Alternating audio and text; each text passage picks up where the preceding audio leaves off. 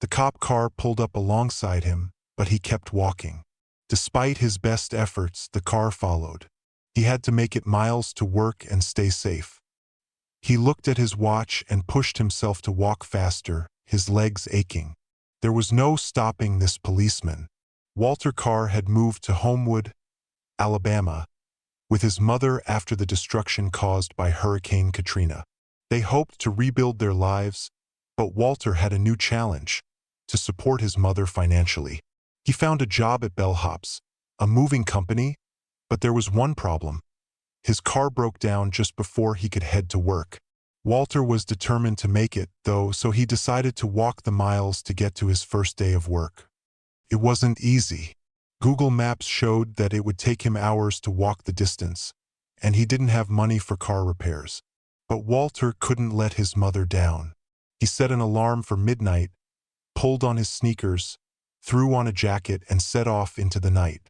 By the time he reached the halfway point, Walter was exhausted. Sweat drenched his face, his feet were sore, and his legs were burning. He'd walked miles, and the thought of losing his job on his first day kept him going. But it was becoming harder and harder to continue.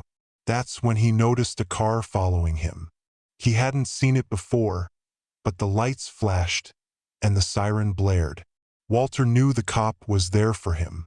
The officer pulled up beside him and asked where he was going at such a late hour. Out of breath, Walter tried to explain that he was walking to work, but the officer, concerned, ordered him into the car. It turned out that Officer Sean Gray wasn't prepared for what Walter had to say. When Walter told him about his broken-down car and the miles he'd walked to get to work, the officer's disbelief turned to respect. Officer Gray drove him the remaining distance, and Walter arrived just in time. At the house where he was supposed to help with a move, Walter got out of the car, thanked the officer, and prepared to get to work. When the homeowner, Jenny Hayden-Lammy, heard about Walter's journey, she was amazed. She posted about it on Facebook, sharing the incredible story of his dedication.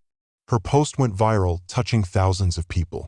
Many were inspired by Walter's determination. Jenny then set up a GoFundMe campaign to raise money for Walter's car repairs. Originally, the goal was a modest amount, but the response was overwhelming. Donations poured in, and the target was surpassed by a large amount. The story didn't end there. Soon, Bellhops CEO Luke Markland took notice and drove from Tennessee to deliver his own family car to Walter. Walter was in shock. He had never experienced such kindness before. Walter's story spread across social media, inspiring others to work hard and never give up, no matter the obstacles. Jenny's post received thousands of comments, many applauding Walter for his resilience.